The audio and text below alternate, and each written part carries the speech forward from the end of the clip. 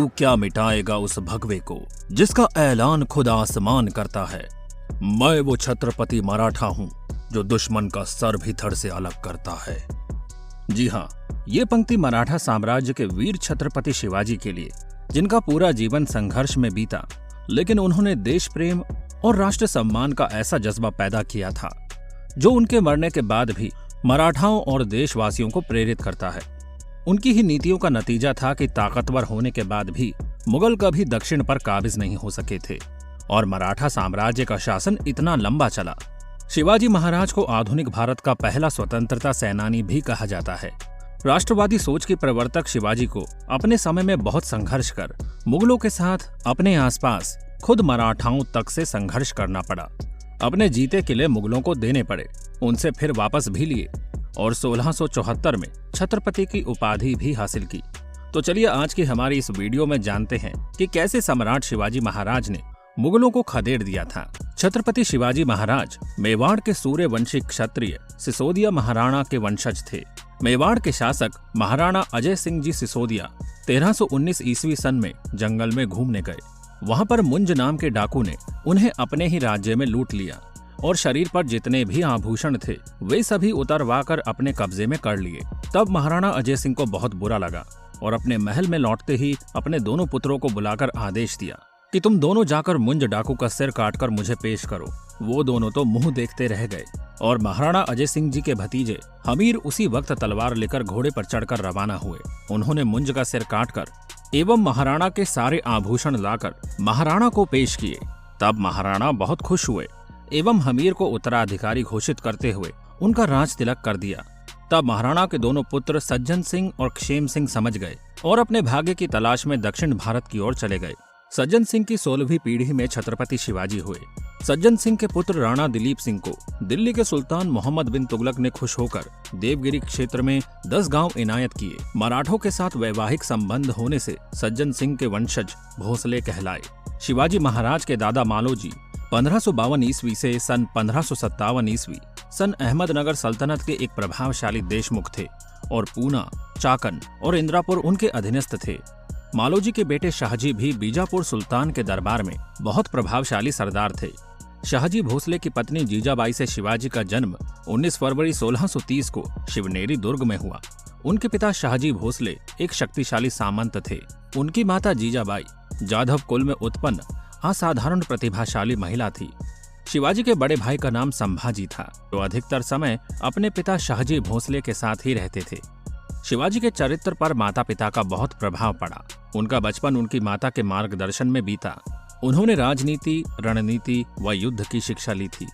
वो बचपन से युद्ध नीतियों में परिपूर्ण थे। उनके हृदय में हमेशा स्वाधीनता की आग जलती रहती थी। 10 वर्ष की आयु में शिवाजी महाराज का विवाह 14 मई 1640 ईस्वी सन को साईबाई के साथ पूना में हुआ। उन्होंने कुल 8 विवाह किए। वैवाहिक राजनीति के जरिए उन्होंने सभी मराठा सरदारों को एक छत्र के नीचे लाने में सफलता प्राप्त की। 1644 ईस्वी सन में बीजापुर राज्य आपसी संघर्ष एवं विदेशी आक्रांताओं के दौर से गुजर रहा था। साथ साथ शिवाजी महाराज भी बड़े हो गए थे और अपनी युद्ध विधा में कुशल होते जा रहे थे। धीरे धीरे समय के साथ उन्होंने ये निश्चय किया कि सुल्तान की सेवा करने के बजाय वे स्वयं की सेना एवं संगठन बनाएंगे। शिवाजी महाराज ने एक ऐसा अभियान चलाया जिससे मावलों को बीजापुर के खिलाफ संगठित कर दिया। मावल प्रदेश 150 किलोमीटर लंबा और 30 किलोमीटर चौड़ा है एवं पश्चिम घाट से जुड़ा हुआ है। मावल लोग संघर्षपूर्ण जीवन बिताने के कारण कुशल योद्धा माने जाते थे। इस प्रदेश में मराठा एवं विभिन्न जाति के लोग रहते थे। छत्रपति शिवाजी इस क्षेत्र का मावला नाम रखकर सभी जाति के लोगों को संगठित किया और उनसे अच्छे संबंध बनाकर उनके प्रदेश से परिचित हो गए। मावल युवकों को काम में लगाकर दुर्ग का निर्माण करवाया। मावलों का सहयोग छत्रपति शिवाजी के लिए उतना ही महत्वपूर्ण साबित हुआ जितना शेर शाह सूरी के लिए अफगानों का साथ होना। 1646 ईस्वी सन में बीजापुर आपसी संघर्ष तथा मुगलों के आक्रमण से परेशान था। बीजापुर के सुल्तान आदिल शाह ने बहुत से दुर्गों से अपनी सेना हटाकर उन्हें स्थानीय शासकों या सामंतों को सौंप दिया था। जब आदिल शाह बीमार पड़ गए और बीजापुर में अराजकता फैल गई, तब शिवाजी महाराज ने अवसर का लाभ उठाकर बीजापुर में प्रवेश करने का निर्णय लिया। शिवाजी महाराज ने इसके बाद बीजापुर के दुर्गों पर अधिकार करने की नीति अपनाई। उन्होंने सबसे पहले रोहिदेश्वर के दुर्ग पर अपना आधिपत्य स्थापित किया। शिवाजी महाराज ने अपनी छोटी सी उम्र में ही रोहिदेश्वर के दुर्ग पर सबसे पहली जीत हासिल की।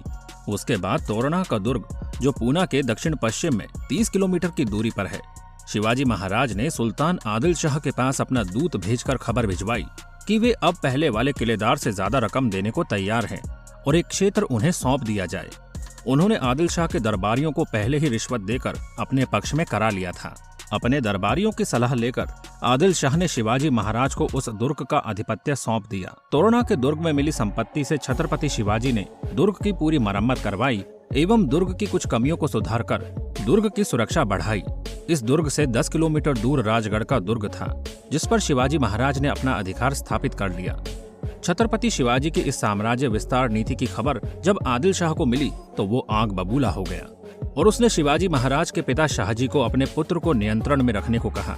शिवाजी महाराज ने अपने पिता की परवाह किए बिना राजगढ़ किले का नियंत्रण अपने हाथों में ले लिया और वहां की प्रजा जो सुल्तान को वार्षिक नियमित कर देती थी, वो बंद करवा दिया। राजगढ़ के बाद उन्होंने चाकन दुर्ग, जो पुणे में स्थित है, उसको अपने अधीन कर लिया।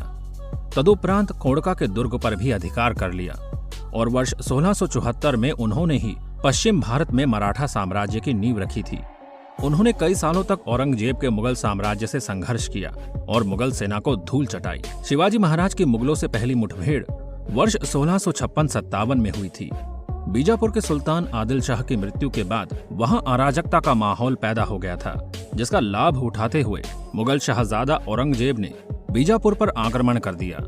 उधर शिवाजी ने भी जुन्नार नगर पर आक्रमण कर मुगलों की ढेर सारी संपत्ति और 200 घोड़ों पर कब्जा कर लिया। इसके परिणाम स्वरूप औरंगजेब शिवाजी से खफा हो गया। जब बाद में औरंगजेब अपने पिता शाहजहां को कैद करके मुगल सम्राट बना, तब तक शिवाजी ने पूरे दक्षिण में अपने पांव पसार दिए थे। इस बात से औरंगजेब भी परिचित था। उसने शिवाजी पर नियंत्रण रखने के उद्देश्य से अपने मामा शाइस्ता खान को दक्षिण का सूबेदार नियुक्त किया।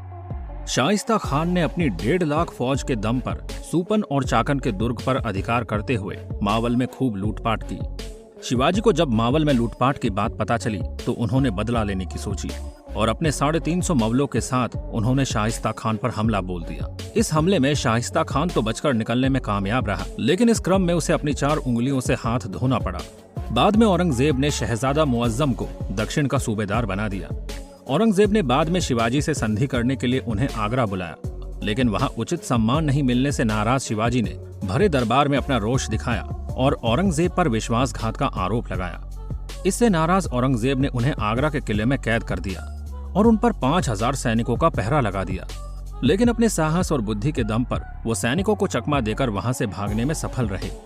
शिवाजी महाराज ने अपने जीवन काल में कई बार मुगलों की सेना को मात दी थी। बाद में 3 अप्रैल 1680 को शिवाजी महाराज की मृत्यु हो गई, लेकिन आज भी दुनिया उनके पराक्रम और साहस को नहीं भूली है। तो दोस्तों, देखा आपने किस तरह से हमारे भारत में कई ऐसे योद्धा हुए हैं जिन्होंने दुश्मन को उन्हीं की नीति से हराया है। आप भी शिवाजी महाराज को अपना गुरु मानते हैं तो हमें अपनी राय कमेंट बॉक्स में जरूर बताइएगा। तो मिलते हैं आपसे अगली वीडियो में। तब तक अपना ध्यान रखिए और हमारा इंतजार कीजिए। हम मिलेंगे आपसे एक नई वीडियो के साथ। Bye bye.